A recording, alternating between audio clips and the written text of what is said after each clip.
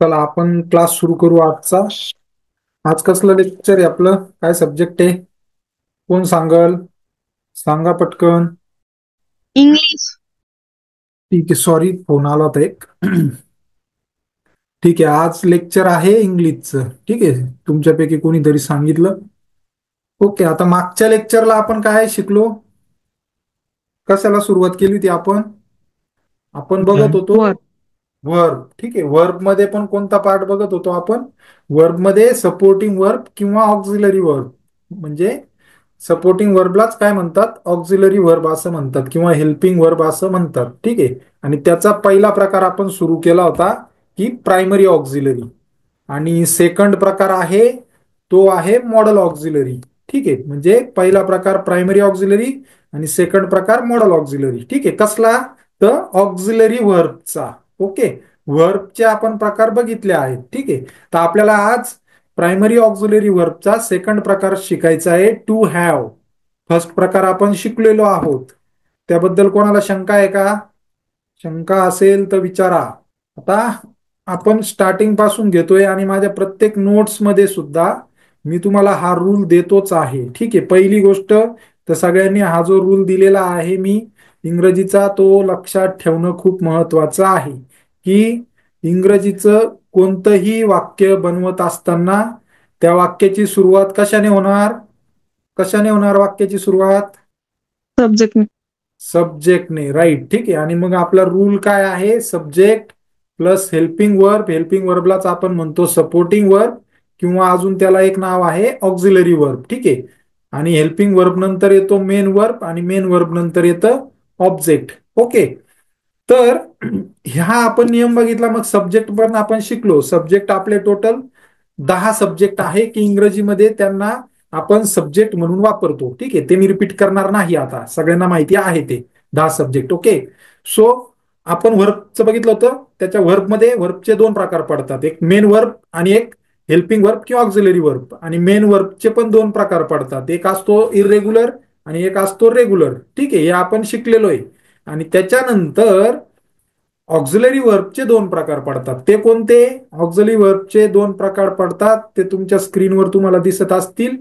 एक primary auxiliary verb आणि एक मॉडल ऑक्झिलरी वर्ब. बरोबर, तर आपण सुरू केलं होतं प्रायमरी ऑक्झिलरी वर्ब. ठीक आहे, आणि प्रायमरी ऑक्झिलरी वर्ब मध्ये आपण पहिला प्रकार बघितला होता टू बी. कोणता बघितला होता? To be. टू बी मध्ये कोणते कोणते वर्ब येतात? सपोर्टिंग वर्ब सांगा. To be, to do, to have. नाही नाही नाही नाही. मी विचारलं तेजल मॅडम की टू बी जो प्रकार आपण शिकलो, टू बी मध्ये कोणते कोणते वर्ब येतात? I was were. I I am. नाही. आय काय आहे आपला? आय काय आहे? सॉरी सॉरी, हा. I am. हा, राईट. हा, आय काय आहे? आपला सब्जेक्ट आहे. ठीक आहे, टू बी मध्ये येतात एम, इज, आर आणि वॉज वेअर. ठीक आहे, याच्या नोट्स पण मी दिल्या आहे, वाचा त्या. लवकरच तुम्हाला इंग्रजीमध्ये बोलावं लागणार आहे. ठीक आहे, त्याच्यानंतर आहे प्रायमरी ऑक्झिलरी वर्बचा दोन प्रकार. दुसरा प्रकार तो आहे टू हॅव. कोणता आहे? To have. टू हॅव मध्ये तीन सपोर्टिंग वर्ब येतात. ते कोणते कोणते? हॅव, हॅज आणि हॅड.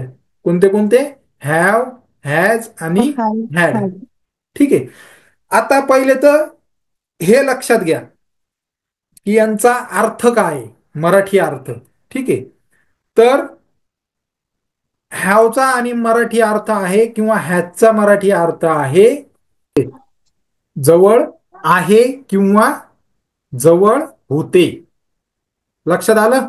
हॅव, हॅज, हॅडचा मराठी अर्थ आहे जवळ आहे किंवा जवळ होते.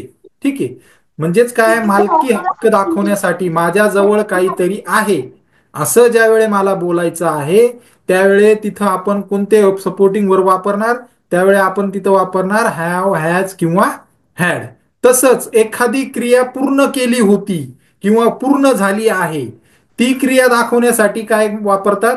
की तेव्हा पण काय वापरतात? हॅव, हॅज आणि हॅड. माईक बंद करा प्लीज. बरेचसे काही नवीन स्टुडंट सुद्धा जॉईन झालेले आहेत. नवीन स्टुडंटसाठी एक सूचना आहे की काही बेसिकचे लेक्चर हे तुमचे राहिले असतील तर आपल्या युट्यूब चॅनलला सगळे लेक्चर आपले आहेत, ते बघून घ्यावे. ठीक आहे, त्या चॅनलची लिंक मी हवं तर टाकेल परत.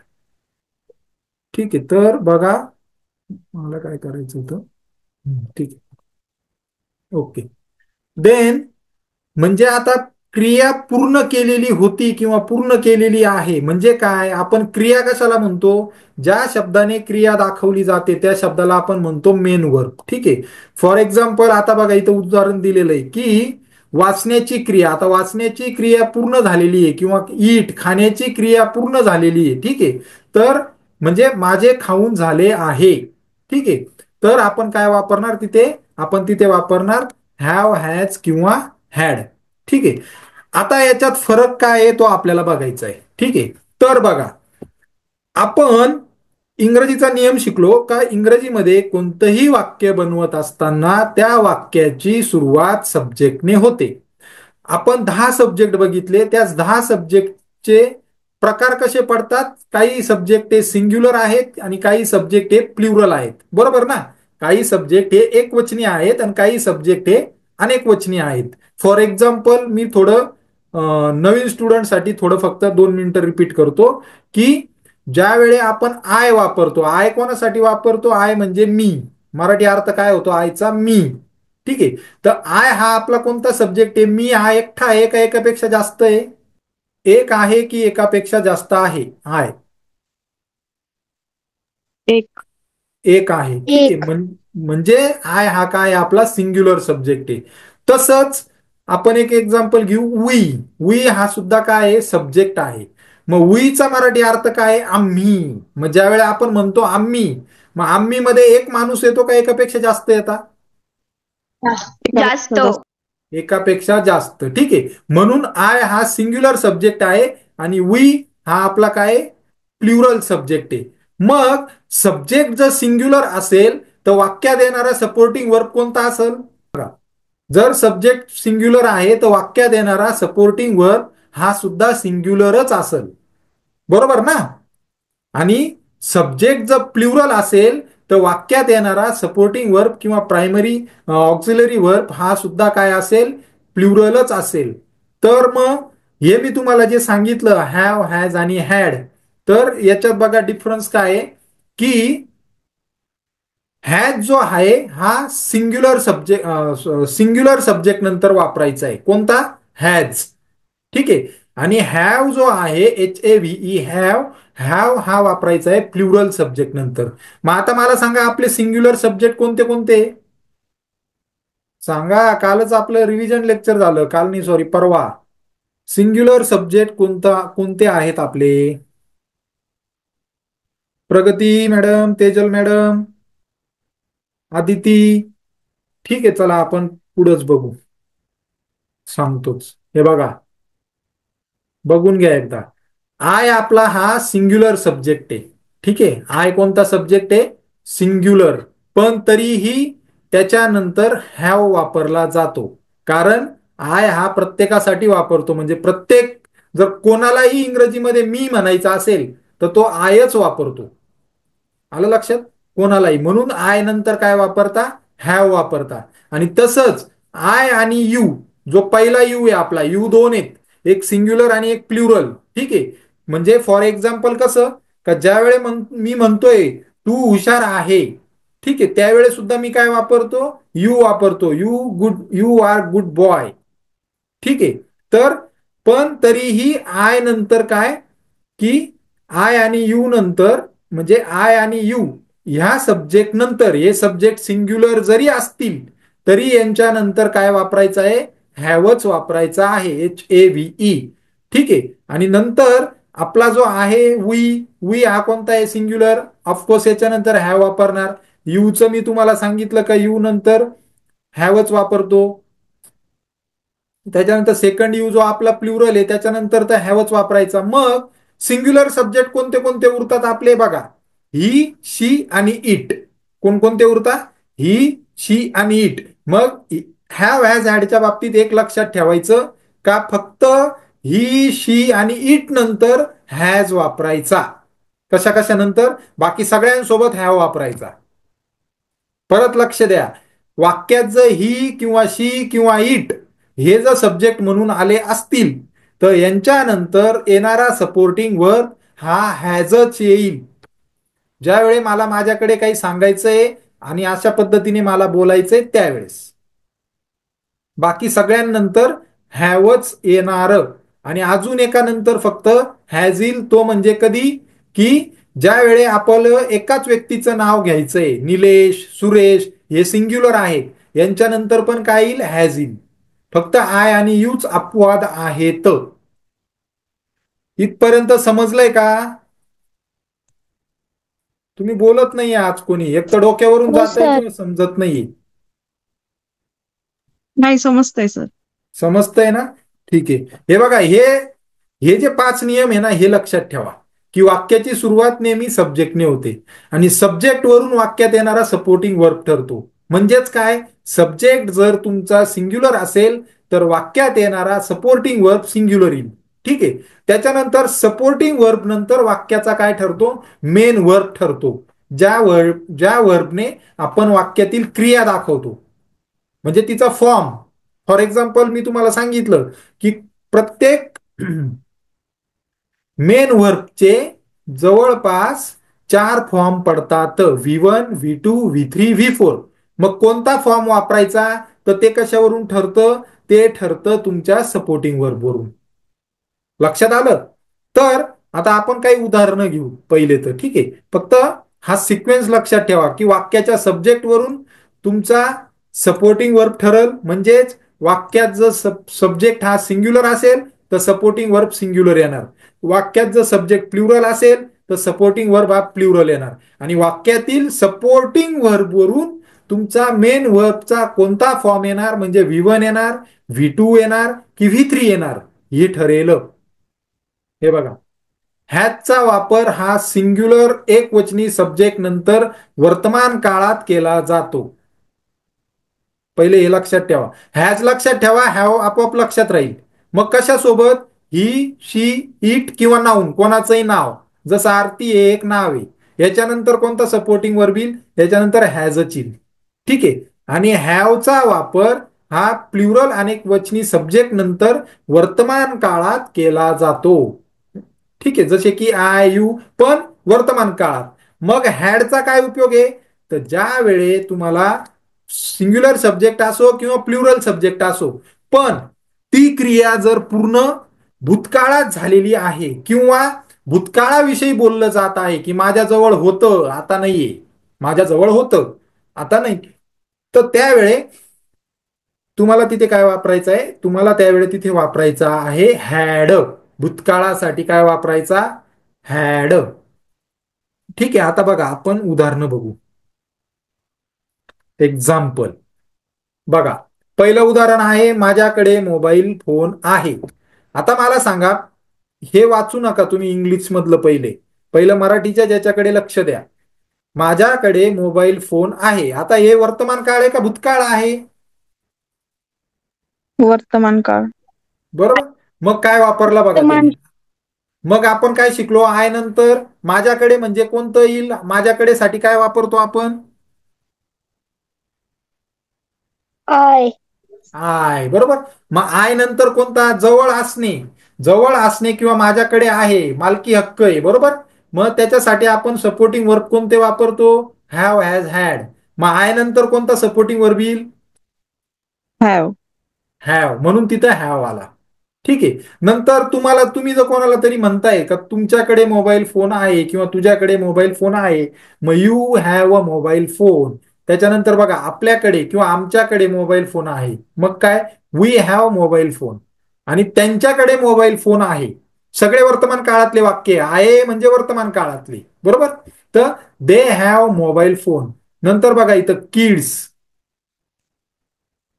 किड्स. आता किड्स ज्या वेळी मी म्हणतोय, मग एक मुलगा आहे का एकापेक्षा जास्त आहेत, मुलांकडे म्हणजे जास्त. काय, एकापेक्षा जास्त आहे, म्हणून तिथं हॅव आहे. तसं पीपल्स, लोकांकडे एकापेक्षा जास्त आहे, म्हणून तिथं हॅव आहे. लक्षात आलं, हॅव कधी वापरायचंय तुम्हाला, समजतंय हो का? सर. हो हो. शेवटी आपल्याला 2 उदाहरणं घ्यायचे, त्याच्यात तुम्हाला समजूनच जाईल, डोंट वरी. ठीक आहे. नंतर बघा आरती अँड प्रिया. आता इथं आरती आणि प्रिया एकापेक्षा जास्त आहे, दोन लोक आहेत म्हणून तिथं हॅव आहेत. सपोज इथं जर फक्त आरती राहिला असतं तर काय आलं असतं सांगा. हॅज आलं असतं का सर? Yes right. जर फक्त आरती राहिला असतं तर काय आला असता, हॅज आला असता. ठीक आहे. आता हॅजचं बघू आपण लगेच. बघा, त्याच्याकडे मोबाईल फोन आहे. त्याच्याकडे म्हणजे तो एक एका दोन आहे सांगा. एक आहे सर. एक एक. आहे ना. मग आपण त्याच्याकडे किंवा त्याला आपण काय वापरतो इंग्लिशमध्ये, त्याला काय म्हणतो, तो किंवा ती ही म्हणतो. बरोबर. मग मग तिथं काय आला बघा, ही नंतर हॅज आला का, कारण सब्जेक्ट आपला काय आहे, सिंग्युलर आहे म्हणून तिथं हॅज आला. ठीक आहे. मग ही शी आणि इट, इट नंतर सुद्धा हॅजच येणार कारण इट हा सिंग्युलर सब्जेक्ट आहे, एक वचनी सब्जेक्ट आहे. म्हणजेच मला म्हणायचं काय आहे की तुमच्या सब्जेक्ट वरून ठरतो सपोर्टिंग वर्ब कोणता येईल आणि सपोर्टिंग वर्ब वरून ठरतं मेन वर्ब कोणता येईल. आता पहिले आपण सब्जेक्ट नंतर वर्ब शिकतोय कोणता येईल, म्हणून इथं हॅजच का आला ही नंतर, तर आपला हेल्पिंग वर्ब ही आहे, एक वचनी आहे म्हणून तिथं हॅज आला. आणि तिथं मालकी हक्क दाखवायचा आहे म्हणून पण हॅव आणि हॅज आला. लक्षात आलं. आता हे बघा इथं वरचंच उदाहरण मी रिपीट केलं. आरती हॅज मोबाईल फोन. वरती काय होतं, आरती अँड प्रिया होतं. आता काय आहे, फक्त आरती आहे. मग आरती एकच आहे ना, म्हणून तिथे काय आला, आरती जवळ मोबाईल फोन आहे. ठीक आहे. जवळ असणे, जी पण गोष्ट तुम्हाला असं बोलायचं की माझ्याजवळ हे आहे, माझ्याजवळ ते आहे, काहीही तुम्हाला बोलायचं की माझ्याजवळ हे आहे, मी हे केलं होतं, मी ते केलं होतं, त्यावेळी तुम्हाला काय वापरायचंय, हॅव हॅज हॅड वापरायचं आहे. समजतंय का. हो सर. सर तुम्ही एक उदाहरण हे घ्या, त्याच्याकडे मोबाईल फोन होता, हे हा, इंग्लिश मध्ये दोन सांगा दोन बरं. लगेच घेऊ आपण त्याचं उदाहरण. ठीक आहे. हॅड येऊ द्या, पहिले हॅड येऊ द्या. आता आपला आला हॅड. ठीक आहे. आता बघा, त्याच्याकडे मोबाईल फोन होता, काय आला बघा, काय काय बदललं फक्त बघा, होता म्हटल्याबरोबर तिथं काय झालं, तिथं लगे हॅड आला. बरोबर ना. नाही तर आपण हाय म्हणत होतो तेव्हा काय येत होतं, हाय जेव्हा आपण म्हणत होतो त्यावेळी आपण काय म्हणत होतो, आपण काय वापरत होतो, हॅज वापरत होतो. आणि ज्या वेळी आपलं होता, आता सगळे वाक्य होताचे, आय हॅड मोबाईल फोन, माझ्याकडे मोबाईल फोन होता, आता नाहीये. ठीक आहे. म्हणून काय आलं, हॅड आला. म्हणजे पास्ट टेन्स मध्ये जर आपल्या जवळ काही होतं असं बोलायचं आहे तर त्यावेळी तिथं तुम्ही काय वापरणार, हॅड वापरणार. सर, समजतंय का. ए अ, हा बोला. ए आलेला आहे त्याच्यात. ए म्हणजे का बरं, की एकच मोबाईल, त्या एच शिकू आपण नंतर. ओके. ठीक आहे. एकच मोबाईल बुवा, त्याचा वेगळा रूल आहे, तो मी सांगेल तुम्हाला तो कधी वापरायचा. ओके. पहिले आपलं हे क्लिअर करा की तुम्हाला हे समजलं का. हो सर. तेजल मॅडम नंतर अजून बाकीच्यांना समजलं का, कोणी दुसरं बोलतच नाहीये, प्रगती हो वहिनी. सर. Yes sir. ठीक आहे. नंतर दे हॅड, आता मी येतो. ठीक आहे. आता आपण बघूया की हॅव हॅज हॅड. आता बघा मी मेन मुद्द्यावर येतोय. आता आपण काय शिकलो, हॅव हॅज हॅड शिकलो. बरोबर. त्याच्यामध्ये आपण काय शिकलो की सब्जेक्ट वरून सपोर्टिंग वर्ब येईल. आणि ज्या वेळेला मला असं म्हणायचं की माझ्याजवळ हे होतं किंवा मी हे केलं होतं किंवा माझ्याजवळ हे आहे, मी हे केलेलं आहे, त्यावेळी मी हॅव हॅज हॅड वापरणार. बरोबर.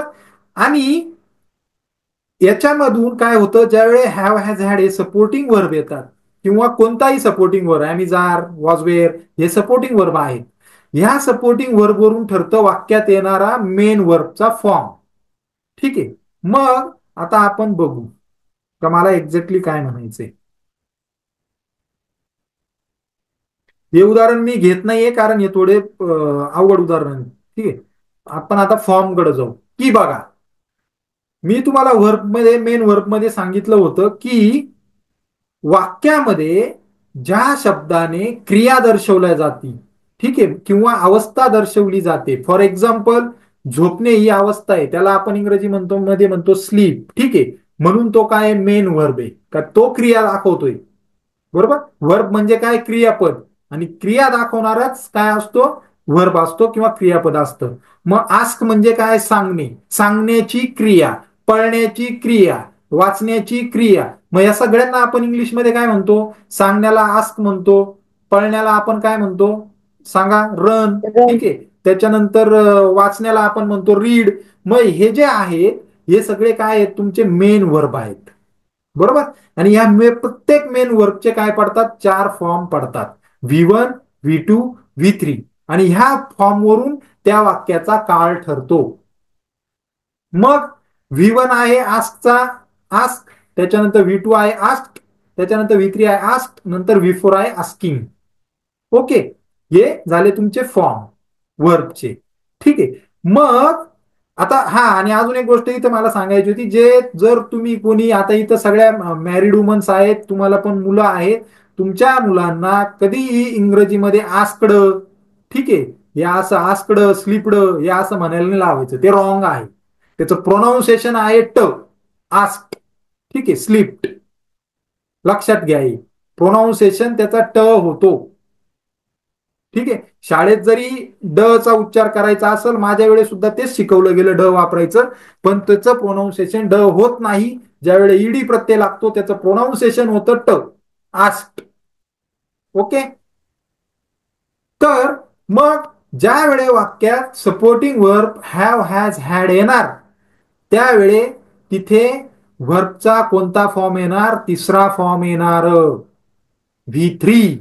कोणता फॉर्म येणार V3 म्हणजेच हॅव हॅज हॅड नंतर वाक्यात कोणता येणार V3 येणार. तसंच am is are was were नंतर कोणता येतो सांगा शिकलोय आपण काय येतो am is are to be was were नंतर कोणता येतो पिझ्झा खायला V4 येतो ना. लक्षात ठेवत नाही तुम्ही. लक्षात घ्या am is are was were याच्यानंतर नेहमी V4 येतो.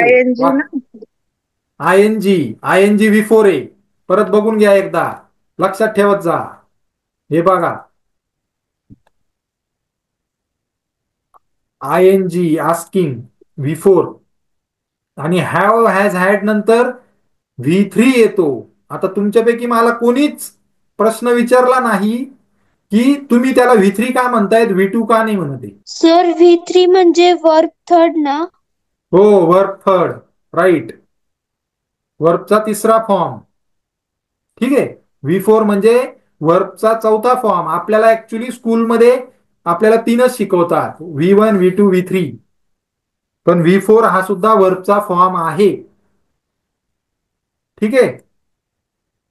मग आता परत विचारतोय मी am is are was were नंतर वर्बचा कोणता फॉर्म येणार V4. हॅव हॅज हॅड नंतर वर्बचा कोणता फॉर्म येणार V3. बरोबर. म्हणजेच V3 म्हणजे कोणता ज्याला ईडी प्रत्यय लागतो. बरोबर. आता तो V2 कधी होतो ते आपल्याला शिकायचंय पहिले आपण हे शिकून घ्या. ठीक आहे. आपला वेळ कमी राहिलाय मला पुढचे उदाहरणं घ्यायचे. आता हे उदाहरणं तुमच्यासाठी आहे. मी माझे ग्रॅज्युएशन पूर्ण केले आहे. मी माझे आता याच्यात काय याच्यात मालकी हक्क नाही दाखवलेला याच्यात काय दाखवलंय याच्यात दाखवलेली आहे क्रिया पूर्ण क्रिया झालेली आहे. कसली ग्रॅज्युएशन करण्याची क्रिया पूर्ण झालेली. मग इथं मी साठी काय वापरणार सांगा आय आय मराठी इंग्लिश मध्ये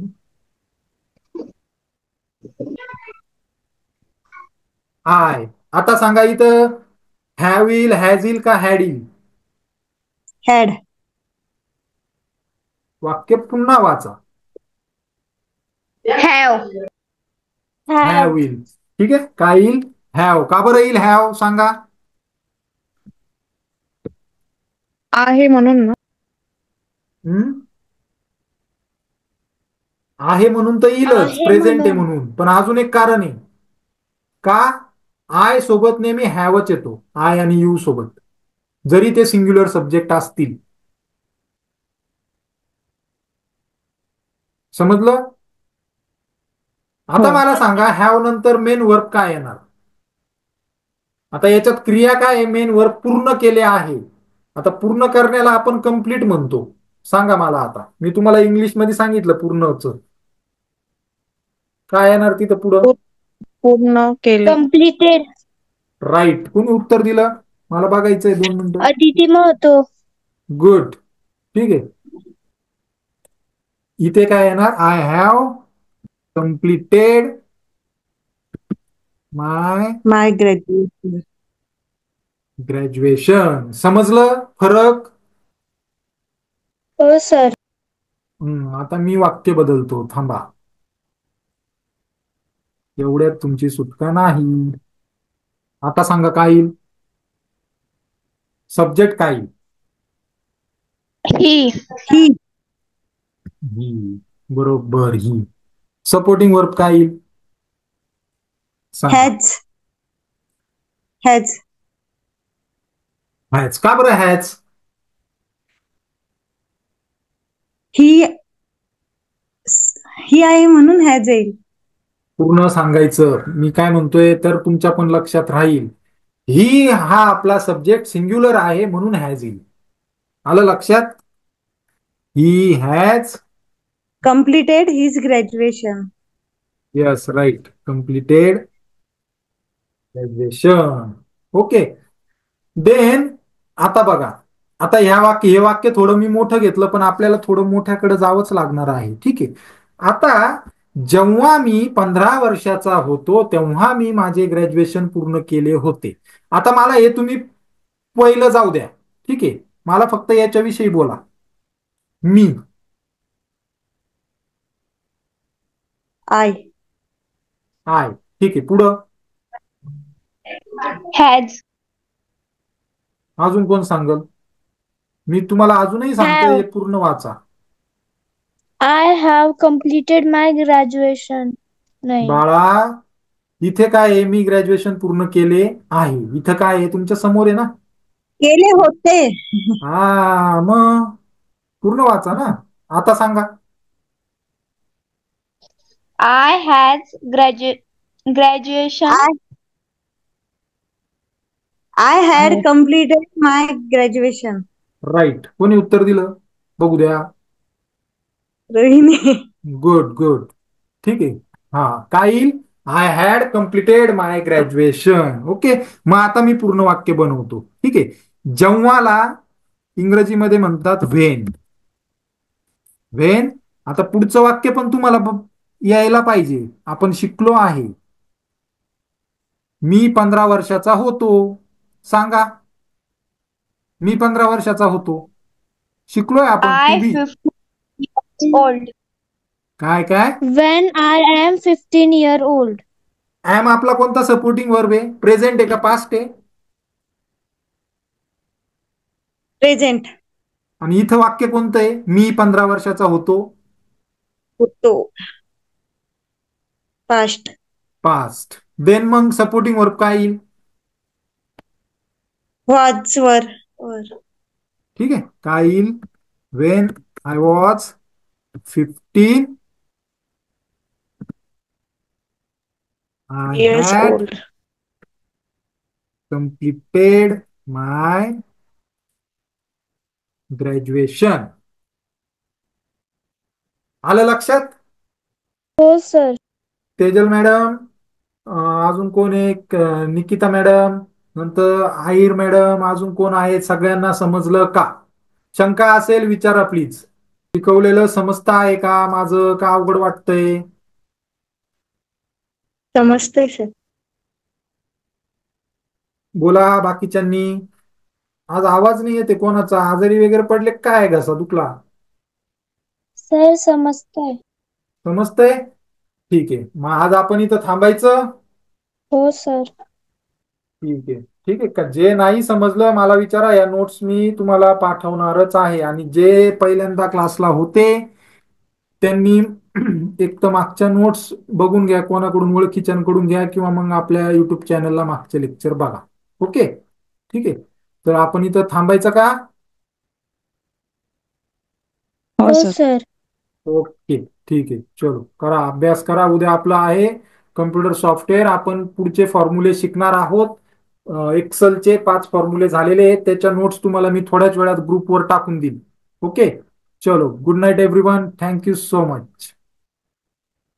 गुड नाईट सर.